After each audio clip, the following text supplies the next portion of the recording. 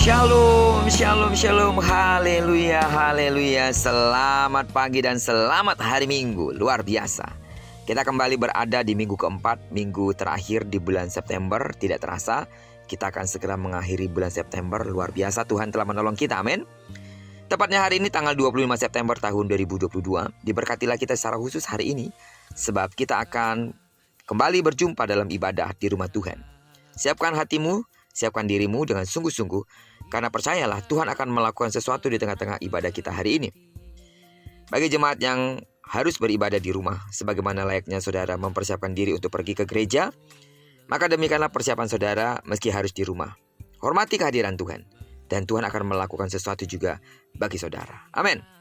Baiklah, sebelum kita lebih jauh mempersiapkan diri dalam ibadah hari ini, mari izinkan Tuhan bicara terlebih dahulu kepada kita lewat pembacaan Alkitab 1 hari 1 pasal dari pembacaan 48 hari bersama Yehezkiel.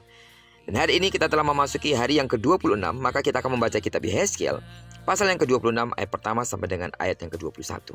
Judul renungan kita minggu pagi ini, kesombongan itu menghancurkan. Sebagai pengantar renungan ini, saya akan coba bacakan untuk kita ayat yang kedua. Hai anak manusia, oleh karena Tirus berkata mengenai Yerusalem, syukur, sudah rusak pintu gerbang bangsa-bangsa itu. Ia akan beralih kepadaku sehingga aku menjadi penuh, tetapi ia menjadi reruntuhan. Sidang jemaat Tuhan, jika kita mencermati pembacaan kita hari ini, ada sebuah pertanyaan yang timbul. Mengapa hukuman yang dipaparkan untuk dialami Tirus begitu panjang lebar diceritakan? Bayangkan, satu kota yang megah, kuat dan kaya, serta tersohor akan menjadi reruntuhan. Bagi kota mati, bahkan kota itu akan tidak lagi dikenal orang karena ditelan oleh daratan bumi. Tirus mewakili bangsa-bangsa yang tinggal di pesisir. Tirus adalah bangsa yang kuat dalam kelautan dan perniagaan. Ia menjadi panutan bagi bangsa-bangsa pesisir dan ditakuti oleh bangsa-bangsa lain. Ada unsur kesombongan Tirus yang dihancurkan Tuhan untuk membuat bangsa-bangsa pesisir sadar diri dan tidak berani menyombongkan diri sebagai yang tak terkalahkan. Hukuman Tuhan adalah mereka akan dihancurkan oleh bangsa yang jauh dari laut, yaitu Babel. Dalam kesombongannya, Tirus melihat kehancuran umat Tuhan dengan rasa syukur. Mereka malah sesumbar untuk menjadikan Yerusalem jarahan mereka. Mereka menjadi serakah. Justru keserakahan Tirus menjadi bumerang buat mereka sendiri. Tuhan melakukan pembalasan dengan caranya. Tidak satu pun dari yang mereka megahkan akan tinggal tegak. Semua akan dihancurkan dan dijarah bangsa lain. Semua ini terjadi agar mereka tahu bahwa Tuhan, Allah orang Israel, adalah Allah yang menjaga umatnya. Amin. Sidang jemaat Tuhan, dari pembacaan hari ini kita mendapati bahwa kesombongan menjadi awal kejatuhan. Dari sombong, merasa memiliki segala sesuatu, lalu menjadi serakah. Serakah yaitu tidak puas dengan apa yang dimiliki. Membuat seseorang menjadi gelap mata dan merampas hak orang lain. Itulah gambaran Tirus. Apakah itu juga menggambarkan kehidupan kita? Ingatlah bahwa segala sesuatu yang kita miliki berasal dari Tuhan, bukan? Waktu kita melupakan hal itu, kita bisa jadi sombong. Dengan cepat, kita akan merasa tidak puas dengan apa yang kita miliki.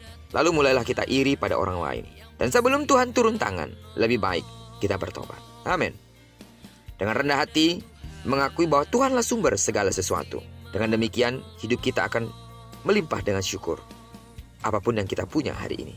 Bahkan, kita dapat peduli dengan orang lain, dengan apa yang kita punya hari ini.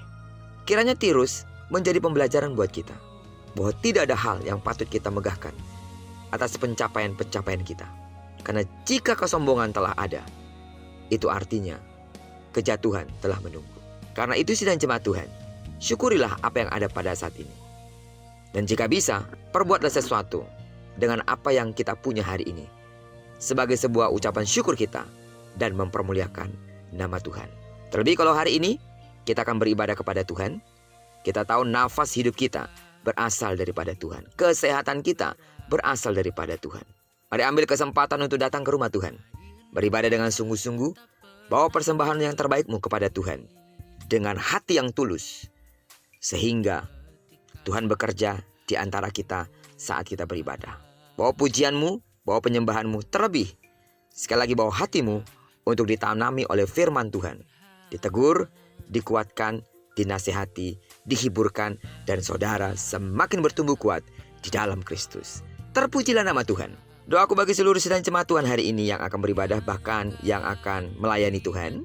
Kiranya pengurapan Tuhan mengalir dalam hidupmu. Diberkatilah ibadah kita hari ini, amin. Dan dikerjakanlah sesuai dengan firman-Nya. Apa yang dikerjakan tangan kanan dan tangan kiri kita dibuatnya berhasil.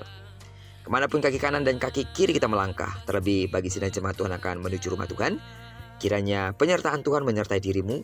Dan setelah ibadah mungkin ada rencana-rencana lain dalam keluarga atau kegiatan-kegiatan lain. Dimanapun saudara berada sepanjang hari ini, Tuhan akan memberkati saudara. Diberkati kita bersama dengan orang-orang yang kita kasihi, serta bersama dengan orang-orang yang kita cintai dimanapun mereka berada. Terpujilah nama Tuhan. Shalom. Selamat hari Minggu.